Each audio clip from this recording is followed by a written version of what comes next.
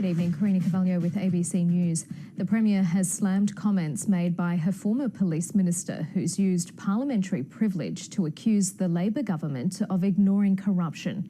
Joanne Miller says she's been betrayed by Judases after she tried to raise concerns about the former Mayor of Ipswich, Paul Pasali. Here's state political reporter Josh Bavis. You never know what you're going to hear in Parliament. I intend to have a philosophical and honest speech here tonight. There was no holding back former Police Minister Joanne Miller, letting rip at her Labor colleagues under parliamentary privilege. I called out the alleged corruption in Ipswich on many occasions. I told the Premier of Queensland that I believed that the former Mayor of Ipswich was allegedly corrupt on numerous occasions.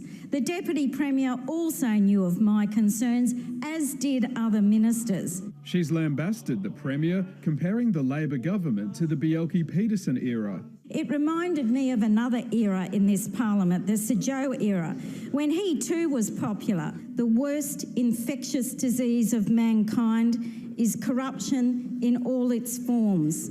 The cure is decent people calling it out, reporting it, shining the sunlight on it, openness and transparency. But the decent people are always let down by Judases, Madam Speaker. The Premier refutes the claims and says any allegations should be directed to the Crime and Corruption Commission. I feel quite hurt and upset. I do, because I pride myself on my integrity. But where the opposition has an inch... She felt hurt, Mr. Speaker. What does she normally feel? She normally feels angry. It'll take a mile. She never gets a voice in this House any longer, and we all know now why, because she has a lot to say about this government. Ms Miller's former colleague Rob Schwarten calls it all despicable. And she's got as much chance of getting back into Cabinet as I have of riding a giraffe in the Melbourne Cup this year.